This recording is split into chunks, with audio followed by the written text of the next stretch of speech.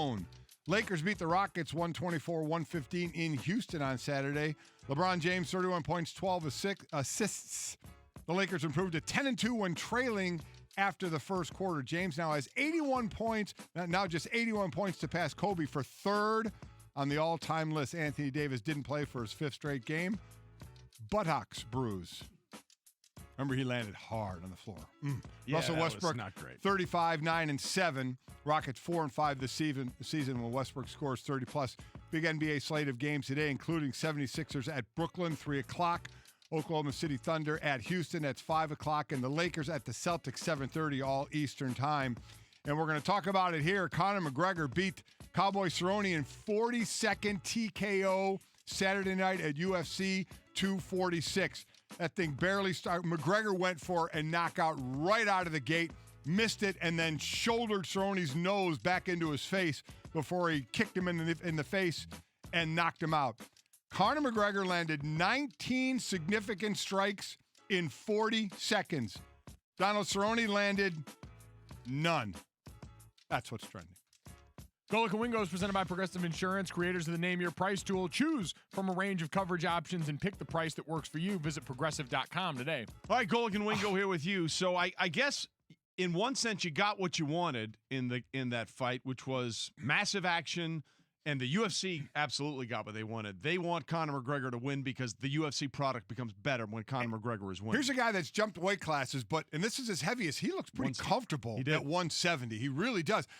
Guys, I've never seen anything like this. I mean, he went for that 5-second knockout that we saw with, was it Medvedev who had the 5-second knockout? I forgot who had the 5-second knockout.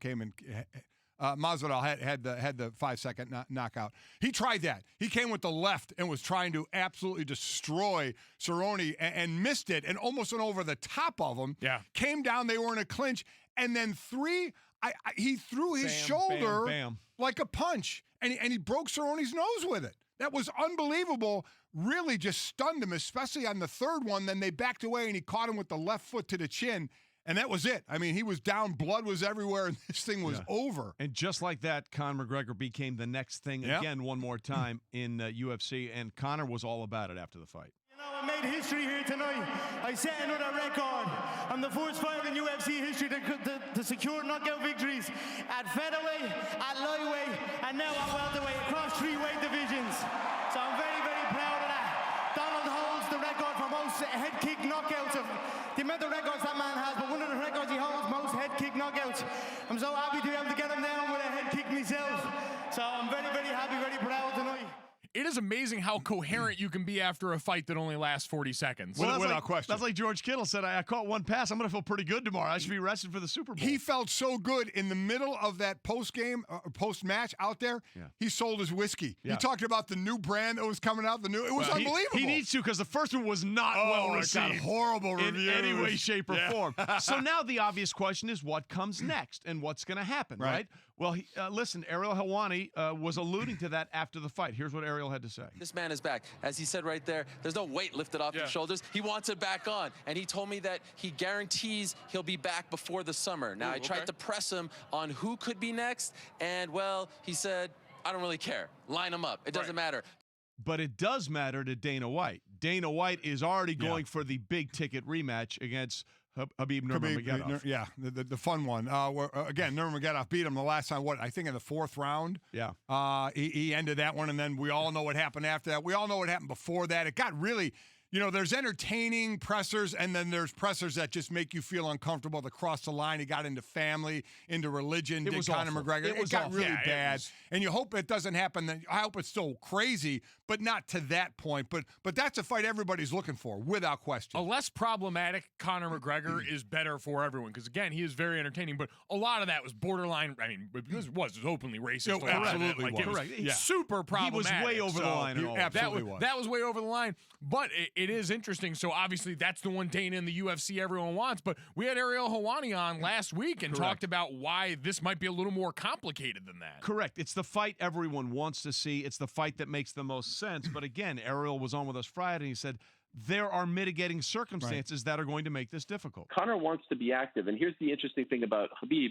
He's a devout Muslim, and Ramadan starts shortly after that fight on April 18th. So if he wins on April 18th, I don't think we're going to see him again until September, until Ramadan is over, and then he can start training again, get his energy back, all that stuff and more. And so I would predict that if Conor wins, he's going to fight once, if not 2 more times before he gets to Khabib, because he just wants to make up for lost time. He has said time and again that he is better when he is focused, when he is training, when he is active. It's when he is not active that he starts to stray away and get into trouble. And that's one thing that Ariel got out of Conor McGregor on his pre-fight interview, where he had this revelations like LeBron James spends, what, $1.5 million a year annually just on fitness in terms of therapy, workouts, mind work, all that kind of stuff. And Conor was like, I used to train for 3 weeks before a fight, and that was it. I'd go. Yeah. You know, the one thing he can't do is lose before that big rematch, right? Yeah, and with Jorge Masvidal, that's the could he lose to him? I mean, yes, he could. Let me tell you what, that will be a great presser. Yeah. By the way, I mean, without question. But that's, you're taking your chance, because I get it. He wants to stay in the ring and he wants to stay active. And Nurmagomedov, that fight is not, for the reasons Ariel just pointed out, wouldn't happen for a while. Yeah, so going to be very interesting. But like you said, Trey, just to see him back and winning in this position in the UFC seemed like such a foreign concept over the course of the last. How long had it been since? It had been over a year, I think. Way over a year. All of 2018, he was out of the picture. Yeah. So, and Cerrone, by the way, hasn't won since 2016, and he said, I'm a fighter. I'm just going to keep fighting. It's what I do. Yeah, okay, and unfortunately for Cowboy, the stigma for him, as successful as he's been, the big one always eludes him. Yeah. And once again, 40 seconds in, he had a chance to do it, and just he was done less than a minute into the fight. He was done less than a minute into the fight. So we'll see what happens going forward. By the way, I love Masvidal showing up in a robe. Rock solid. All right, coming up, Super Bowl 54 is a family affair across the board. We'll get to all of that. ESPN Radio, ESPN News.